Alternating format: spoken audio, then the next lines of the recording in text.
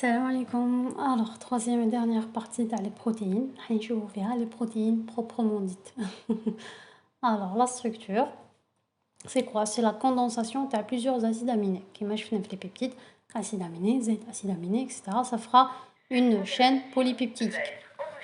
D'accord? En bas, il y aura des liaisons entre les acides aminés et les BAD qui donnera la structure de la protéine. D'accord? On va voir ça en détail.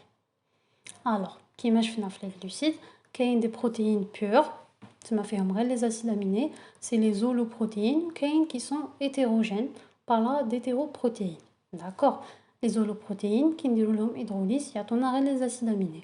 Tandis que les hétéroprotéines qui نديرو hydrolyse يعطونا acides aminés plus une partie non protéique qu'on nommera groupement prostétique. D'accord? C'est l'exemple, tu as les glycoprotéines, les lipoprotéines, les nucléoprotéines. Ok. Alors, la structure, ça passe par 4 étapes. La première, c'est la structure primaire. Deuxième, c'est la structure secondaire. En bas de la structure tertiaire, puis la structure quaternaire. Ok. Avec une photo plus représentative, avec la structure primaire, où je fais, c'est l'assemblage des acides aminés. يعني ولا أبسط. C'est avec la chaîne polypeptidique. Acides aminés, Z acides aminés, etc. Sans autre liaison. Et la liaison peptidique, il y a la structure primaire. Ensuite, la structure secondaire, ce sont les hélices alpha et les feuillets bêta. La structure tertiaire, qui sera un repliement de la protéine, les hélices. Je qu'il y a plusieurs hélices alpha ou plusieurs feuillets bêta. Le repliement ou d'autres liaisons qui vont interagir vont faire que une structure tertiaire. En bas, l'assemblage de deux structures tertiaires ou bien plus, ça nous donnera la structure quaternaire. D'accord? Donc, je fais wahda. Commençons par la structure primaire. Primaire, on dit aussi séquence, parce que c'est une succession linéaire des acides aminés. Où je fais comme liaison, la liaison peptidique. D'accord? C'est un polymère d'acides aminés. Il y a la structure primaire. Ensuite, la structure secondaire, on a des hélices alpha et des feuillets bêta, essentiellement c'est un repliement local de la chaîne principale d'une protéine. Avec la chaîne principale, soit sous forme d'hélice, qu'est-ce qui fait que y a le repliement ou que chez la structure, ce sont des liaisons hydrogènes que voici, entre l'oxygène de l'acide aminé ou l'hydrogène de l'acide aminé. Donc, certaines conformations sont stabilisées par des liaisons hydrogènes. C'est la même chose pour le feuillet bêta, ça c'est un acide aminé, c'est un autre, qui a une liaison hydrogène, non. Ok, donc structure secondaire, c'est le repliement local de la chaîne principale d'une protéine et il fait intervenir, en plus des liaisons bien sûr peptidiques, des liaisons hydrogènes. Principalement l'hélice alpha et le feuillet bêta. Donc les deux principales structures, la structure secondaire. Ensuite, la tertiaire, c'est le repliement de la chaîne polypeptidique dans l'espace. Cette fois-ci, localement, mais plutôt en structure 3D. On a une structure en 3 dimensions. Maintenant, il y aura intervention d'autres liaisons.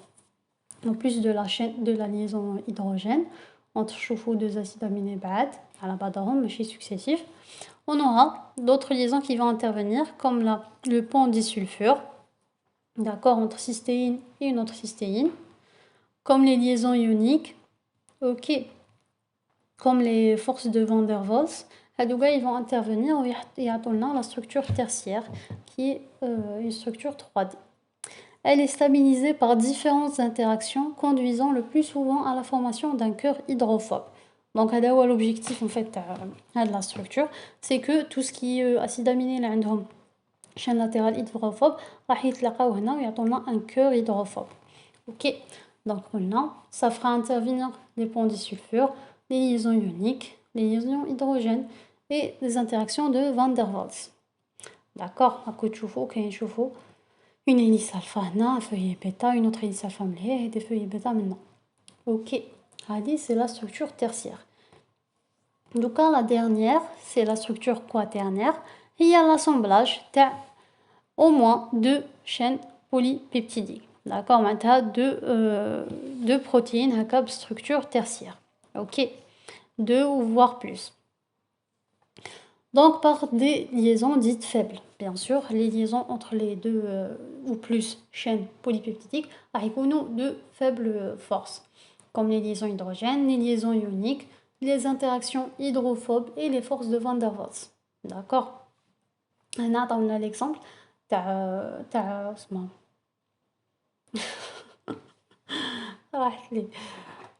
l'hémoglobine, pardon.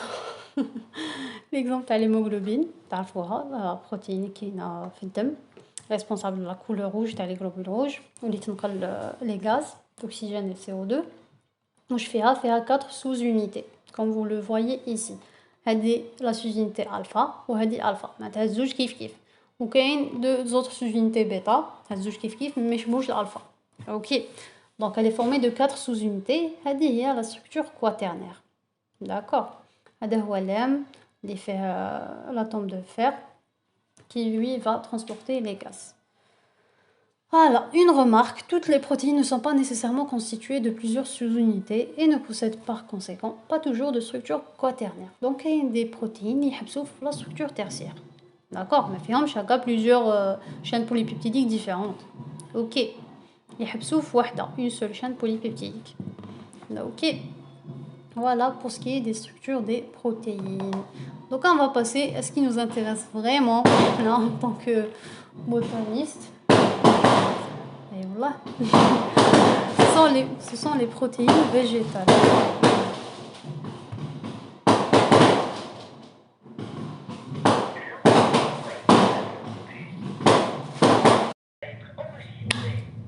Alors maintenant on passe à la partie qui nous intéresse nous en tant que botanistes. C'est les protéines végétales. Alors, comment on va les classer? C'est soit selon leur solubilité, soit en fonction de leur rôle. D'accord. Selon la solubilité, on a essentiellement 4 groupes. Les albumines, les globulines, glutéine et prolamine. Ce sont les albumines et les globulines qui sont les plus répandues chez les plantes. Et selon leur fonction, on a des protéines de défense et des protéines de réserve ou là de stockage. Donc, je vais commençons par la première classification selon la solubilité. Les albumines. Les albumines, c'est la fraction protéique qui est soluble dans l'eau. Elle regroupe la plupart des protéines qui présentent une activité biologique ainsi que des protéines de réserve. Ok. Donc, ils ont différentes fonctions. Les albumines, ils sont caractérisés par une teneur élevée en lysine. Je fais tout la lysine. C'est un acide aminé dibasique. Donc polaire, il de la polarité de la molécule, et en acide aminé soufré, comme la méthionine et la cystéine. Ok, donc les albumines font bzaf lysine, cystéine et méthionine, ainsi qu'une quantité élevée de pendisulfure. Qui dit cystéine dit pendisulfure. D'accord, à 12 sont les albumines. Donc les globulines sont les protéines majeures des plantes, solubles dans les solutions aqueuses, c'est les solutions les fermellement. On les trouve chez les légumineuses et les céréales. D'accord. Essentiellement, les deux familles, riches en acide, enfin, je veux dire, faites le cours. Ils sont riches l'acide aspartique et l'acide glutamique et leurs amides. D'accord. Je fais tout le groupe des acides aminés, les acides dits carboxyliques et leurs amides, ainsi qu'en arginine. Donc les globulines, contrairement aux albumines, où je fais l'acide aspartique et l'acide glutamique, ainsi que leurs amides, en plus de l'arginine. Voilà. Qu'est-ce qu'on a comme exemple de protéines? Le soja qui est la conglycine, la glycinine. Le djilbana qui est la vicilline et convicilline et la légumine. Je vois c'est on peut déduire le nom de la famille ou le nom de la plante. La fève, la vicilline, la légumine. Colza, cruciférine, les crucifères, la famille. Tournesol, l'héliantinine. L'arachide, l'arachine. L'aricot, l'oubien, la phaséoline. D'accord, adore les exemples de plantes qu'on trouve dans le groupe des globulines et qui sont très répandus chez les végétaux. Donc les derniers groupes, glutéline et prolamine. Glutéline et prolamine, sont des protéines solubles dans des solutions aqueuses basiques. D'accord, le pH supérieur à 7 et les mélanges eau-alcool. Ces fractions représentent des agglomérats de globulines, groupe Lifnahadawi. liées entre elles par des ponts disulfures et des interactions hydrophobes. On va revoir le groupe le prochain titre. Alors, selon leur fonction, on a des protéines de défense et des protéines de réserve. Les protéines de défense, on les appelle aussi PRP, Pathogenesis Related Protein. Maintenant, la production elle est fortement induite en cas d'attaque par un pathogène. La plante elle sera attaquée par des microbes ou les vers de terre ou là. Les protéines, soit ils ont une action antimicrobienne, maintenant ils vont tuer avec le pathogène, soit ils ont une fonction de signalisation. Maintenant, les autres organes, voilà, d'accord. Les autres organes, ils vont tous faire en sorte de justement éliminer le pathogène, défendre l'organisme. Enfin, l'organisme, maintenant, c'est la plante. On a un exemple de la protéine, c'est la chitinase. Je fais tout la chitine. Chitinase, c'est une enzyme hydrolytique qui s'attaque aux liaisons glycosidiques les molécules de chitine. Les glucides. Donc la chitine, qu'on a en général, des champignons et les crustacés, les champignons, les hasharats et les crustacés. Donc, dès qu'il y a une attaque de la plante, la chitinase, les plantes, elle va couper la chitine. Au bitali, l'agent pathogène, il sera tué, éliminé. Ok. D'où les PRP. Deuxième groupe, on a les protéines de réserve. Où il y a la réserve en général, les graines. Exemple, les destines chanvre. Le chanvre indien. Chanvre indien, le cannabis. La vicilline, le banane. Et la rachine, je fais déjà. Le cacao. Le chanvre, le banane ou le cacao. Alors, maintenant, on va passer à la partie la plus importante. C'est les protéines végétales. Bien sûr, la protéine végétale. Là, on va se concentrer à 5 groupes. D'accord. Les alérones, les prolamines, les protéines édulcorantes, les enzymes de l'ananas, notamment la bromélanine et les lectines. Ok. Premier groupe, les grains d'aleurones. Pourquoi grains? Parce que leur structure, sous le microscope électronique, il est sous forme de grains. D'accord. Comme les grains d'amidon. L'aleurone, c'est une protéine de réserve. On les grains, les graines, l'albumène, et elle forme, en blanc, l'assise du tégument. D'accord. C'est une assise de tégument. C'est la couche à aleurone. D'accord.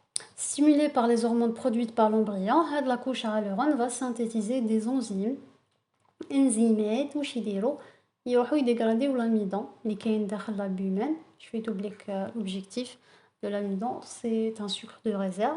Donc les enzymes qui te stimulent, ils vont dégrader l'amidon et on a des sucres simples qui sont nécessaires à la croissance des racines et de la gémule. D'accord. تكون زريعه تعطينا نبته شفيتو ياك. واش عندنا فيها deux inclusions. هذا هو le grain d'aleurone fait deux inclusions. هاد l'inclusion المدوره globoïde pour le globoïde. C'est un composé riche en phosphore et en magnésium. C'est mal المعادن. Par contre, la deuxième inclusion, elle est plutôt cristalloïde. Sur le cristal, elle est de nature protéique. D'accord. Exemple, tu as les graines de ricin en coupe vu grossissement 100. هذا هو الجلوبيلويد وهذا هو الكريستالويد. D'accord. هادو هما les grains d'aleurone. Les grains d'aleurone, qu'est-ce qui les caractérise? Pendant la germination, زعما كيخلص ما نسحقوش الريزيرف ما نسحقوش لازم نسحقو النمو. واش يصرى les grains d'aleurone ils vont se réhydrater. D'accord. يدخلهم كي يكون كاين الماء l'H2O ils vont s'hydrolyser en acides aminés. Ok, c'est une protéine, donc il dégrade des acides aminés qui serviront à la plante de réserve nutritive. D'accord. À la plantule, plus précisément, parce que madame elle plante, elles vont lui servir de réserve nutritive. باش تكبر. Voilà. Deuxième groupe, c'est les protéines des graminées, les prolamines. شفناهم قبيله. Donc où ils نلقاوهم graminées تاع les céréales. Protéines de stockage présentent les graines de céréales. dont le poids moléculaire est peu élevé. Je vous fais quelques acides aminés. Elles sont riches en proline et glutamine. D'ailleurs, من اسمهم prol pour proline et amine pour glutamine. C'est début تاع الكلمة maintenant ou terminaison maintenant. D'accord. Les prolines, qu'est-ce qu'on a comme exemple? La gliadine, le blé, l'ordéine, l'orge, la zéine du maïs et la sécaline du seigle. Ce qui est très important pour nous en médecine humaine, c'est la gliadine du blé. D'accord. On va voir pourquoi. Avec les céréales. Bon, on a le blé, le blé en principe. Kayen l'orge, cher, نعرفوه الثاني. Seigle, on le connaît beaucoup moins. L'avoine, principe si. Vous l'avez عارفوا l'avoine du cas. Et kayen l'épeautre. D'accord. قلنا la gliadine, c'est ce qui nous intéresse. Pourquoi? Parce que c'est déjà le constituant majeur du gluten. Et ceux qui connaissent la maladie cœliaque savent que le gluten, il peut déclencher la maladie chez les personnes qui sont génétiquement prédisposées. D'accord? La maladie cœliaque a en général une intolérance au gluten. Ils auront des troubles digestifs. Du coup, ils doivent pas consommer le gluten fait l'alimentation. D'accord? Ils vont suivre un régime sans gluten. Donc retenez gliadine, gluten, maladie cœliaque. Adouma et prolamine. Voilà. Troisième groupe, ce sont les protéines édulcorantes. Je m'intéresse édulcorant, un goût sucré, destiné à améliorer le goût d'un aliment ou d'un médicament. En général, les fruits, logiquement. Les fruits ou les sucrés. Donc, les fruits, la racine, la tige, essentiellement les fruits. Ils peuvent constituer du coup un édulcorant naturel, soit l'alimentation ou les médicaments. Sur une demi-douzaine qui ont particulièrement retenu l'attention, une seule aujourd'hui est commercialisée, la tomatine. On a dit à la tomatine, pour donner un goût sucré, soit aux aliments, soit aux médicaments. Ok, donc retenez, les protéines édulcorantes. La tomatine, c'est un édulcorant naturel. Ok, tomatine. Voilà, le fruit. Dans les arbres de la forêt tropicale africaine. Voilà, quatrième groupe, ce sont les enzymes de l'ananas. D'accord. Le fruit mûr et la tige d'ananas contiennent une enzyme appelée la bromélaïne. La bromélaïne a des propriétés utilisées en médecine humaine, essentiellement anti-inflammatoires, anti-agrégants plaquettaires. Et troisièmement, entre dans la formulation des traitements symptomatiques des dyspepsies. Dyspepsie, on va bien se les gaz. Les troubles digestifs, on va dire les troubles digestifs. Donc retenez, l'ananas, la bromélanine, qui est une enzyme qui a des propriétés médicales, propriétés thérapeutiques, notamment pour traitement des dyspepsies. Cinquième groupe, ce sont les lectines. Les lectines, c'est des protéines ou bien glycoprotéines capables de se fixer de façon spécifique et réversible à des résidus osidiques des membranes cellulaires sans montrer d'activité enzymatique. L'arabia. Alors ça, la définition, c'est par rapport à l'immunomana'a and l'insan. D'accord, on va expliquer la notion. Les lectines. Maintenant, les lectines. Les lectines ont la propriété de le mannose. D'accord, les sucres, essentiellement les bactéries. Ok, donc on a مثلا عند الانسان les lectines qui يعقلوا باللي كاين une bactérie à travers le mannose. Ils vont stimuler le système immunitaire pour le lot, voilà, qu'il y a un agent pathogène, il faut te défendre contre lui. Ok, ça c'est chez l'être humain, chez les mammifères en général. Mais ça existe aussi un nabat, c'est l'exemple des haricots. Les haricots qui sont souvent toxiques péros. Par voie orale, les lectines, les kainines, les plantes, ils peuvent être toxiques. Je nomme les manifestations. 2 à 3 heures après, on a des vomissements, la diarrhée hémorragique perte de fluide et un état de choc. Parce qu'on a perdu beaucoup de liquide et on est en hypotension. D'accord? Heureusement qu'on peut dénaturer les protéines. De toute façon, les protéines en général, après 15 de la température, ça a une dénaturation. D'accord? Donc, si on veut manger les haricots, il faut absolument les faire cuire. Et des mécanes. Voilà, si on devait récapituler, on a 5 groupes qui nous intéressent. Les ailerons, on parle de grains d'aileron. D'accord? Où je connais les ailerons. C'est تفكروا نديرو résumé ليكم وحدكم. Donc les ailerons qu'on a la germination, ils vont s'hydrater ويعطونا les acides aminés. تستعملهم la plante باش تكبر ويعطو تاني في l'albumène يعطو des enzymes qui vont dégrader l'albumine en acide en sucre simple. D'accord? L'amidon, pardon.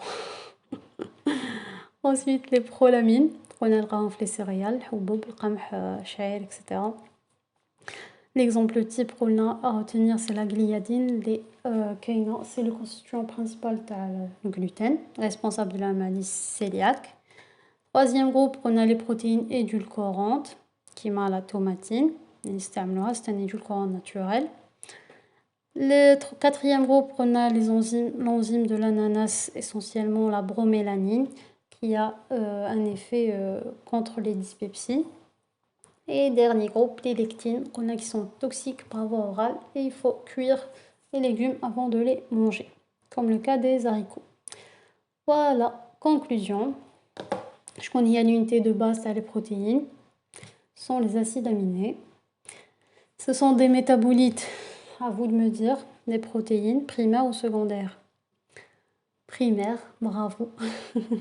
Ils assurent différentes fonctions, à savoir structure, réserve et aussi des enzymes.